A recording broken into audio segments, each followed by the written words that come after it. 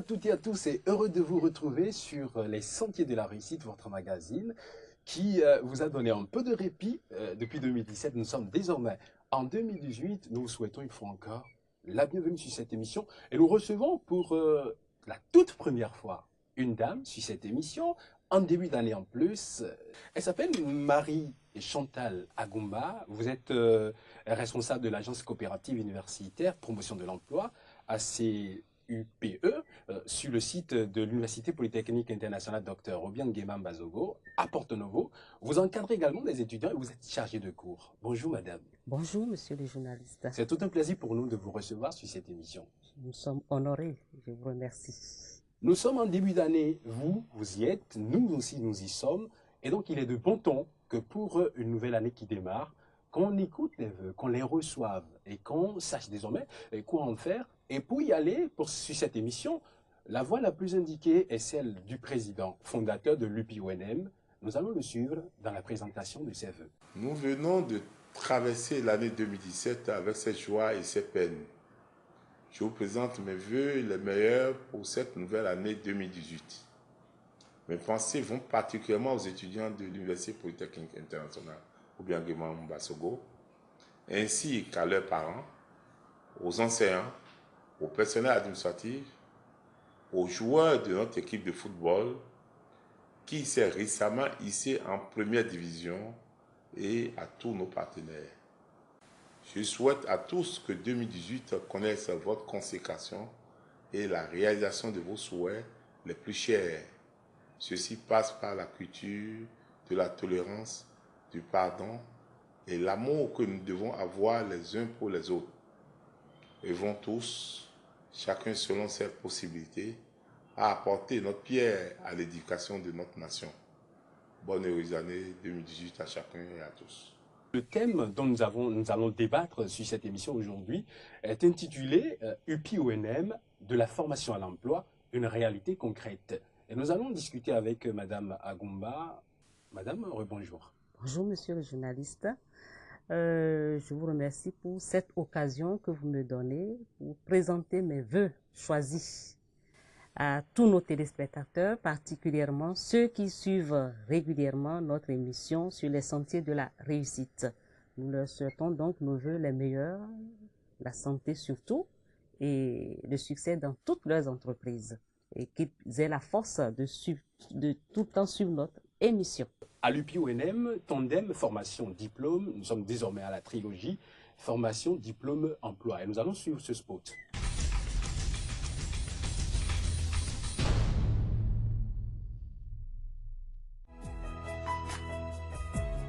En 1994, soit 2 ans après notre création, nous avons promis aux étudiants béninois les BTS français et ivoiriens. Et vous l'avez réalisé.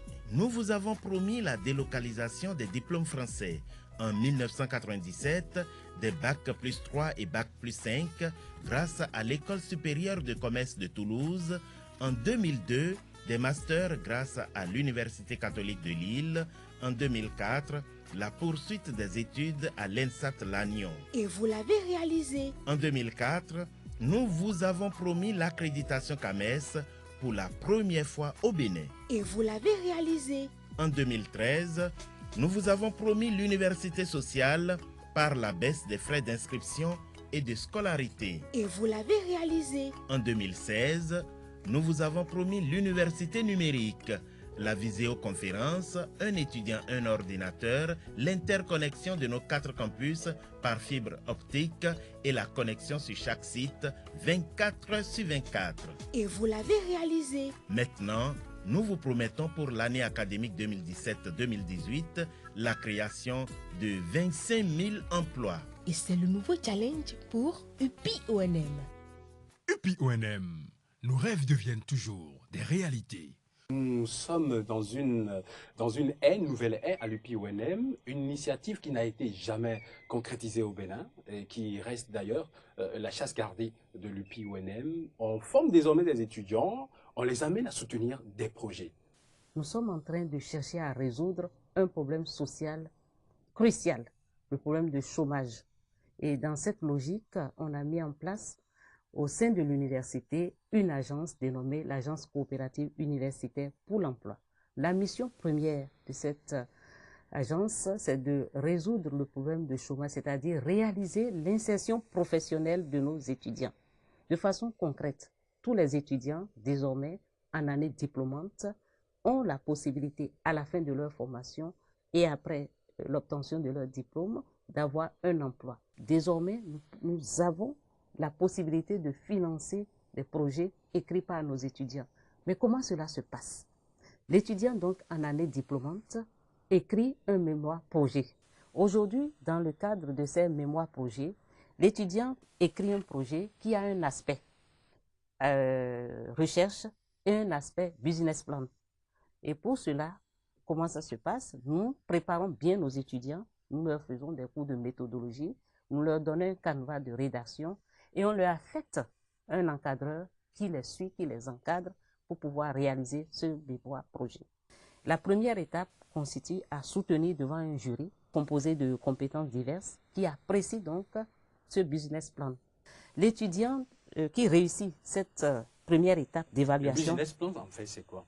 Il y a une étude organisationnelle qui présente le fonctionnement même de la structure future. Il y a une étude financière de ce projet qui stipule que ce projet est rentable ou pas.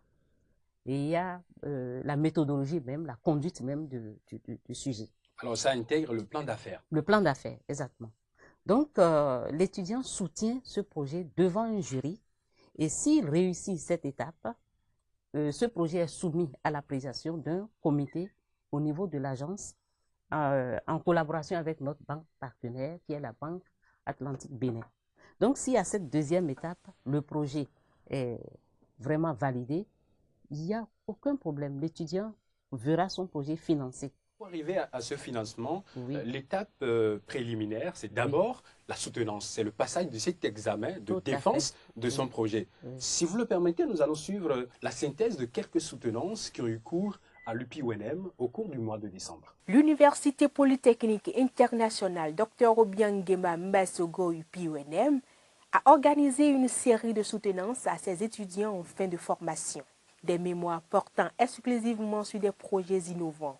Le projet communautaire d'action sociale PECAS est ainsi en pleine réalisation. Le projet communautaire d'action sociale est un projet, je dirais, un peu hybride. Il y a deux parties. Une partie qui se veut très universitaire et académique et qui permet donc à l'étudiant de montrer sa capacité de recherche et d'appliquer une certaine méthodologie.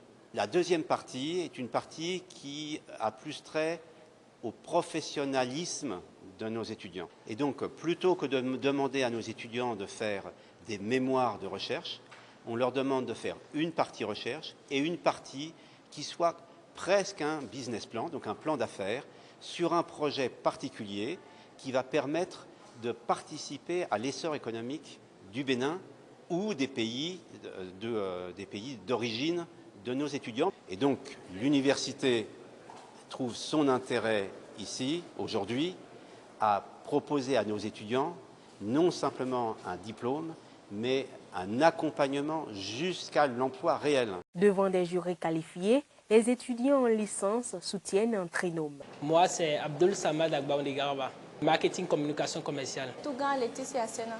Je suis étudiante en transport et logistique. Nous avons soutenu notre projet intitulé Production et commercialisation d'huile de sésame à Révier. La vision globale de notre projet est de pouvoir gagner le marché à plus de 15% à moyen terme 2040. Et nous avons mis en place plusieurs stratégies. Nous avons fait des besoins prévisionnels, c'est-à-dire des besoins en fonds de roulement, des besoins sur la masse salariale, des besoins sur la communication, des besoins sur le marketing. Le projet qu'on a soumis à l'appréciation du jury est un projet d'actualité. Et c'est un projet qui apporte un plus à l'alimentation de la population. Parce que notre huile ne contient pas de cholestérol. Et c'est déjà bon pour la santé. Metouchola Fagnon, je suis étudiant en licence marketing et communication commerciale ici à l'UPI-UNM. Ce financement est de 3 297 000 francs CFA. Mon nom c'est Ghislain Sokponwe, je suis étudiant en informatique, réseau et télécommunications. Nous allons mettre en place un site web où les étudiants seront appelés à s'y rendre pour pouvoir télécharger les épreuves et leurs courriers type. Et pour pouvoir avoir accès à ce téléchargement, pour pouvoir télécharger ce fichier, ils doivent payer via Flows ou bien Mobile Money. Et dès qu'ils le font, on leur donne la possibilité de pouvoir télécharger l'épreuve et le courrier type. Donc pour les épreuves, nous pensons nous rapprocher des universités. Pour qu'il y ait une diversité d'épreuves dans notre recueil, nous rapprocher des universités. Et nous savons qu'il y a certaines universités qui ne vont pas vouloir mettre à notre disposition les épreuves. Donc, nous allons voir dans quelle mesure nous pouvons avoir accès à différentes épreuves pour qu'il y ait vraiment une vraie diversité et permettre aux gens de se préparer comme il faut. Le cycle de master enregistre aussi des soutenances de mémoire de projet, des binômes à l'épreuve. Geoffroy Jossou et Viossi Boniface ont soutenu sur le terme mise en place d'une unité de production et de commercialisation des sacs en papier dans la commune de Cotonou. On a remarqué que notre projet serait possible si seulement si l'État interdisait rigoureusement l'utilisation des sacs en papier, sinon que le projet des sacs en plastique, sinon que ce projet ne va pas valoir le coup. Ce thème, nous l'avons choisi parce que les députés ont voté une loi interdisant l'utilisation des sacs en plastique. Nous avons dit qu'il faut l'accompagner. Donc nous sommes dans un mouvement d'accompagner l'État de notre pays. Sandrine Notonwanou, je suis étudiante à l'UPIB-ONM en gestion de projet et management de qualité. En master, nous avons soutenu sur le thème de conception et utilisation d'une maquette pour les applications dans les centres de santé pour la gestion des dossiers des patients sur le terrain. Et on a constaté que le système de santé est confronté à des difficultés dans la gestion de ces dossiers patients parce que jusqu'ici, ça se fait sur papier. Donc, nous voulons essayer d'apporter une solution à ce problème. Je m'appelle Ali Raliatou, je suis en management des ressources humaines. Je suis venue ce matin pour soutenir en licence professionnelle sur le thème de production et commercialisation du manioc frais à Tekandi dans la commune de Dogo. Il y a des insuffisances que je dois compléter avant qu'ils valident. À cette occasion spéciale, le soutien des parents et amis a été marchandé. Bonne impression en tout cas. Mon nom c'est Orfeu Adji Tchala. Je suis un consultant et ma fille a soutenu ce matin et j'étais venu la soutenir. En consommant sérieusement le goussi, vous n'avez pas la prostate. Oui, donc c'est un produit en dehors de sa qualité nutritive qui est encore thérapeutique. Donc c'est un projet à porter. L'UPI-ONM reste dans sa dynamique innovante de qualité formation et y associe l'entrepreneuriat social pour réaliser sa vocation de l'emploi des étudiants. Il en promet 25 000. Nous en étions donc à cette réforme qui voudrait que l'on se forme, et qu'on ait un diplôme et qu'on ait la garantie d'un emploi. Oui. Madame Marie-Chantal Agumba, oui, à suivre la synthèse que nous avons eue tout à l'heure, qui relate donc les soutenances qui ont été organisées à l'UPI-ONM, on y identifie des étudiants qui se mettent ensemble, il y a des binômes, il y a des trinômes, et ce qui est plus épatant, c'est que c'est des étudiants de différentes filières qui soutiennent. Pourquoi cet état de choses? Tout à fait. C'est une logique des choses. Vous savez, comme on l'a dit tout à l'heure, il y a le business plan qui aborde plusieurs aspects. Il y a l'aspect organisationnel, l'aspect financier et l'aspect méthodologique. Et ce n'est pas évident qu'un seul étudiant ait toutes ces compétences. Par exemple, pour un groupe d'étudiants devant rédiger leur mémoire, nous allons prendre par exemple un étudiant ayant une formation en gestion des ressources humaines, un étudiant ayant fait la formation finance-comptabilité, et puis un autre peut-être qui serait dans une filière industrielle. Donc, cette équipe réunie pourra mettre en place un projet qui va répondre à tous les aspects utiles d'un projet. Vous le dites si bien, Oui. et vous avez participé même à l'examen de beaucoup de projets lors des soutenances. Oui. Alors, est-ce que vous avez un cas d'espèce qui témoigne effectivement de l'originalité, de la pertinence et de la faisabilité donc d'un certain nombre de projets? Tout à fait. Je prends ce projet, par exemple, de niveau master. Il y avait 2 filières. Il y avait la filière GPMQ et la filière informatique, réseau et télécommunications. Le thème de leur PK, c'était conception et réalisation de la maquette d'une application de gestion des dossiers médicaux pour les professionnels de la santé du Bénin. Je rappelle un élément d'évaluation des PKs. Lorsque nous voulons qui sont en fait des projets communautaires d'action sociale. Projets communautaires d'action sociale, oui, justement. Pour l'évaluation de ces projets, nous avons plusieurs critères. Il y a au premier lieu la pertinence du thème.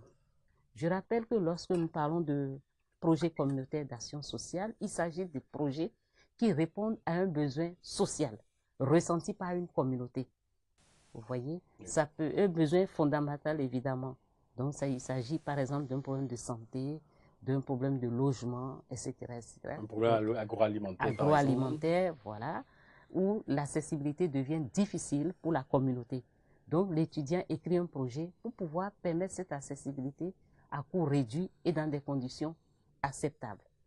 Donc, si nous prenons ce thème déjà, en termes de pertinence, les étudiants sont en train de chercher à résoudre un problème social, un problème fondamental qu'est le problème de santé.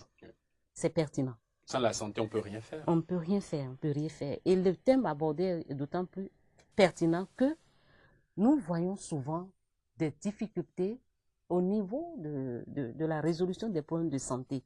Nous voyons des gens qui se retrouvent avec plusieurs carnets de santé pour le même individu ou bien qui ont perdu carrément les références.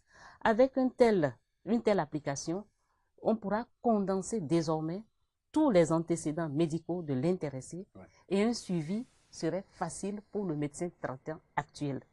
Donc, vous voyez, c'est un thème vraiment pertinent qui a retenu notre attention. Nous tenons aussi compte de la conduite même du sujet, du thème au cours de la soutenance, la maîtrise du sujet et le contenu même, la mise en application du projet. Tous ces éléments entrent en compte pour pouvoir évaluer. Donc, c'est ce qui a valu cette mention pour ce groupe. Vous avez posé un problème, la mention honorable. Ça veut dire combien pour la nôtre? 18 sur 20. Nous n'avons pas hésité parce que nous étions convaincus de la pertinence du thème pour l'intérêt de la santé publique. Donc, nous n'avons pas hésité.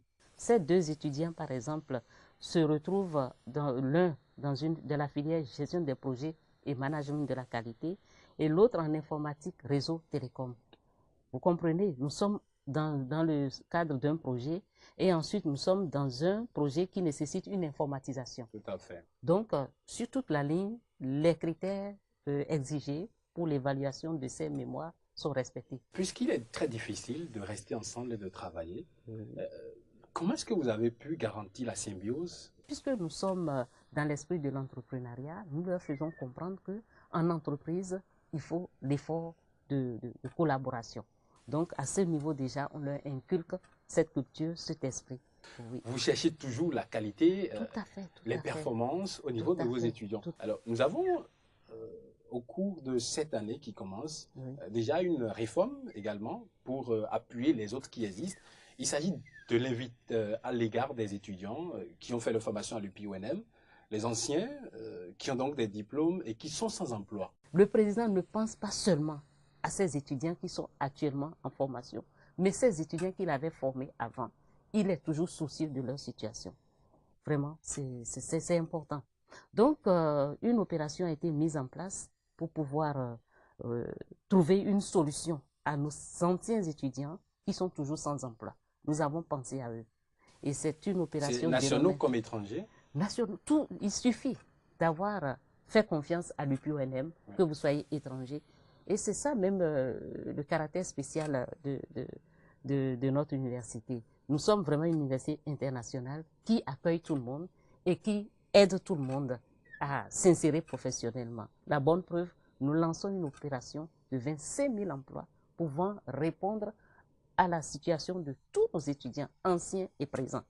Donc, nous saisissons cette occasion pour inviter tous nos anciens étudiants qui sont toujours en quête d'emploi à venir se faire recenser sur nos différents sites, à Cotonou, à Fidjrosset, à Porto Novo, à Dangbekuno, à Parakou également. Ils viennent se faire recenser et nous allons résoudre leurs problèmes une fois adhérés à la politique de l'Agence coopérative universitaire pour l'emploi. Dès qu'ils vont se rapprocher de nos représentants sur tous les sites, nous allons leur expliquer le processus et ils pourront désormais obtenir un emploi, même après avoir quitté le PUNM. Nous pensons toujours à nos étudiants. Alors, les enregistrements sont clôturés le 22 janvier 2018. Le 22, ils sont jusqu'au 22 janvier. Et vous avez la possibilité d'aller vous faire enregistrer au siège de l'UPONM, situé à l'Étoile, à Cotonou, où vous pouvez vous rendre sur le site de Parakou ou de Porto Novo également. Tout à fait. Dans le cadre de la mise en œuvre de son projet 25 000 emplois, le président de l'Université Polytechnique Internationale Obiang-Nguema Mbasogo invite tous les anciens étudiants diplômés en DUT, licence et master de la dite université, encore en situation de chômage et en quête d'emploi, à s'enregistrer dès audition du présent avis, au siège de l'UPONM à l'Étoile Rouge à Cotonou, aux jours et aux heures ouvrables. Quant aux étudiants des autres localités, les points focaux des sites de l'UPONM de Parakou et Porto Novo restent également ouverts pour les accueillir. Dossier à fournir. Une demande manuscrite d'adhésion au projet adressé au directeur de l'ACUPE, les copies des diplômes ou attestations de réussite obtenus à UPONM, une photo d'identité, un curriculum vitae, se munir d'une carte d'identité. La date limite de dépôt des dossiers est fixée au lundi 22 janvier 2018 à 12 h.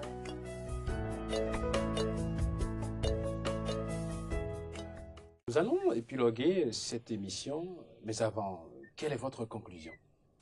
Je suis particulièrement contente de venir encore présenter tout ce que l'UPONM offre comme opportunité à ces étudiants qu'ils forment. Vous savez aussi bien que moi, le problème de chômage, c'est un problème social. Et si une structure se lève pour résoudre ce problème aux côtés de l'État béninois, cela mérite vraiment d'être reconnu. Et vous nous avez donné l'occasion de dire ce que nous faisons pour la jeunesse béninoise. Nous vous remercions. Le PUNM est tout engagé à résoudre le problème du chômage. Et nous avons reçu pour discuter un peu de cette détermination Madame Marie-Chantal Agumba, qui est responsable de l'Agence coopérative universitaire pour la promotion de l'emploi sur le site de l'UPONM à Porto Novo. Elle encadre des étudiants et également chargée de cours. Je vous donne donc sur cette pensée de Vidal Sassoon, je cite, « Le seul endroit où le mot succès vient avant le mot travail est dans le dictionnaire ». Et donc, si vous voudrez avoir du succès, vous devez travailler dur, travailler dur. Merci de nous avoir suivis et à la prochaine.